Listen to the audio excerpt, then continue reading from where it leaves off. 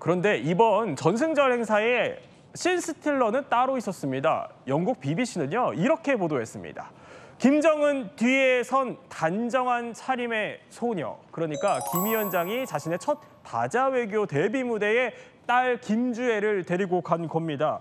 아니, 임지혜 변호사, 기차에서 내릴 때는 포착이 됐는데 이번 열병식에는 또 안 데리고 나왔더라고요? 그렇죠. 김주애 같은 경우에는 이번에는 이 태안먼 막로에는 오르지 못했습니다. 기차에서 내릴 때는 김정은 위원장 바로 뒤에서 내리면서 네. 이러다가 막로에까지 오르는 거 아니냐 이야기도 나왔는데요.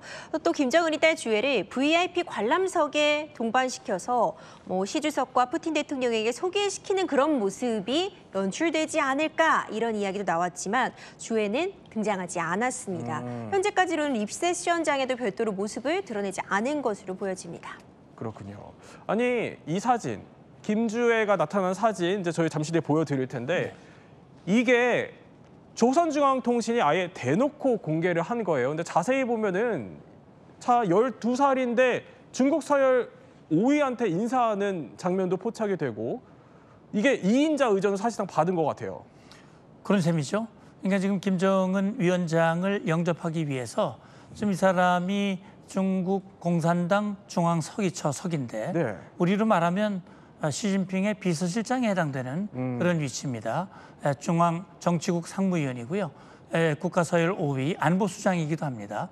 그런데 이 사람이 나와서 영접하는데 네. 김정은 바로 뒤에 지금 통역이 이제 가리고 있습니다만 바로 뒤에 서 있거든요. 이건 결국 2인자의 예우에 버금가는 그런 예우를 받은 것과 같은 그런 모습이 지금 포착이 된 거거든요. 네. 그래서 저는 사실은 김주애를 과연 데리고 갈까? 이런 생각이 들어서 데리고 가더라도 노출은 안 시킬 것이다 했는데 노출시켰단 말이죠. 그러니까요. 그런데 정작 중요한 행사에는 또 모습을 보이지 않고 있어요. 그래서 제가 볼 때는 아마 여러 가지 계산을 하고 안 데리고 가는 것보다는 데리고 가는데 데리고 가되 첫 번째 장면에만 공개하겠다라는 나름의 어떤 계산을 한 것 같아요. 자, 저희가 정리를 해드리자면요. 김주애의 모습이 공개된 건 3년 전인 2022년. 그러니까 왼쪽이 처음 등장했을 때 저 모습입니다. 아버지 손을 꼭 잡고 나타났었는데 저 때가 9살이었는데 3년 만에 12살이 돼서 이렇게 해외까지 나오게 된 겁니다. 전문가는요. 며칠 전에 만약에 중국까지 김주애를 데리고 간다면 이게 이런 의미일 거라고 예고했었습니다.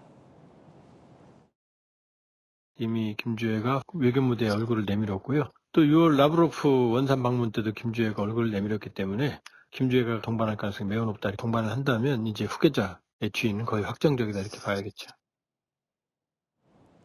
사실상 후계자 신고식이 될 거라는 겁니다. 근데 이게 근거가 있는 얘기인 게 역사를 저희가 뒤져보니까 아니 그동안 북한 지도자들이 중국에 가서 이제 중국에게 인사를 시키면서 후계 구도를 계속 정리를 해왔더라고요.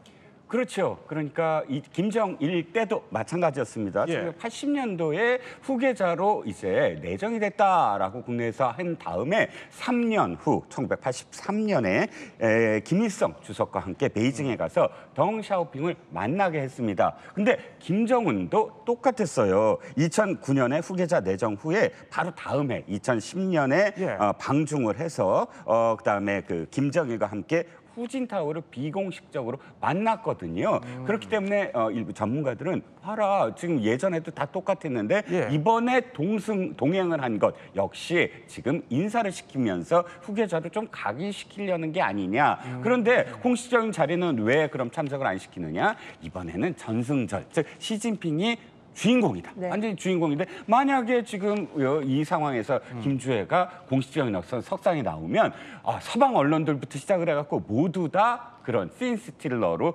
부각을 시킬 거다. 그래서 일단은 그런 어떤 시선 빼앗기는 좀 자제를 한 게 아니냐라는 겁니다. 아니 그러면 열병식에 참석은 안 시켰어도 따로 시진핑이랑 인사하는 자리는 만들 것 같은데. 그랬을 수도 있어요. 조금 전 말씀하신 것처럼 김정은도 아버지를 따라가서 후진타오를 비공개로 면담한 전력이 있고요.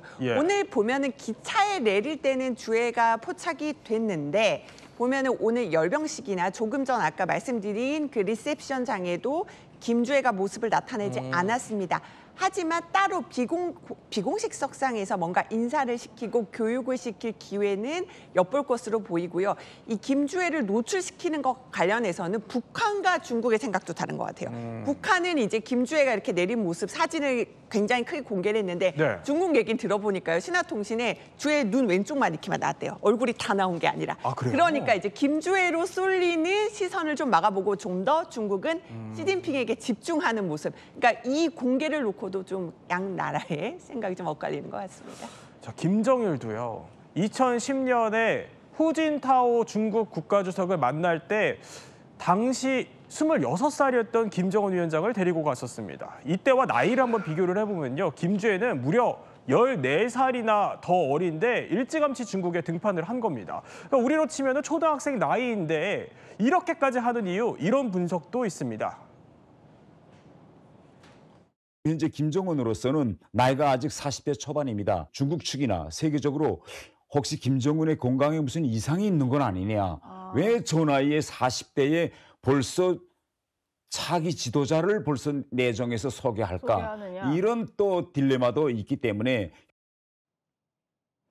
아니, 그러니까 건강이 안 좋다 보니 그렇다는 분석도 있는 건데 일각에서는 2026년에 김 위원장의 기대 수명 분석까지 나와요. 네네, 국내 면역학 전문가 예. 모 병원장이 어떤 시스템을 지금 한번 대입을 시켜본 거예요. 이 시스템은 미국의 대형 보험회사가 워싱턴 주립대와 공동으로 개발한 기대 수명 예측 분석 시스템입니다. 지금 우리나라의 조성훈 병원장이 이 시스템에 직접 모든 것들을 다 한번 집어넣은 거예요. 김정은 몸무게가 140kg이고 그다음에 키를 대비해서 BMI, 즉 체질량 지수를 해봤더니 40 중반이다. 즉 이 결과는 초고도 비만이에요. 그렇기 때문에 식습관이라든지 또는 뭐 담배라든지 이런 것들을 개선하지 않으면 심혈관 질환 가능성이 굉장히 높기 때문에 네. 이 시스템에 대입했을 때 만 39세였거든요. 3년을 넘기지 못할 거다. 즉 만 42세가 고비일 거다라고 그때 당시에 발표를 했었습니다. 아니, 그런데 문 센터장님. 예. 저희가 아까 잠깐 짚어드린 게 2010년에 김정일이 이제 김정은을 후진타오한테 인사를 시켰다. 근데 머지않아서 이제 김정일이 세상을 떠나게 됐고요. 그 이후에. 아니, 공교롭게도 이번에 그럼 김정은이 또 김주애를 데리고 간 게 그럼 건강과도 관련이 있지 않냐, 이런 분석도 신빙성이 있을 것 같은데. 예, 물론 뭐 그렇게 생각할 수도 있겠습니다만 2010년의 상황과 지금 상황이 좀 다른 거예요. 왜냐하면 2008년에 김정일이 쓰러졌어요. 네. 그래서 후계자 문제가 본격화됐고 2009년에 김정은이 절차를 따라서 후계자로 확정이 됐습니다. 네. 그리고 데려가서 인사를 시킨 거기 때문에 이번에는 김주애가 그런 절차를 거친 게 없거든요. 나이도 어리고 예. 또 김정은은 나이가 젊고 건강 문제가 있긴 하지만 그래서 이것을 세습을 공식화하고 그걸 인사시키기 위한 것이다. 이렇게 해석하기에는 조금 이른 측면이 있어서 앞으로 좀 지켜볼 필요가 있습니다. 네. 이렇게 파격의 연속인 김정은 위원장의 방중 소식은 계속 들어오는 대로 전해드리도록 하겠습니다.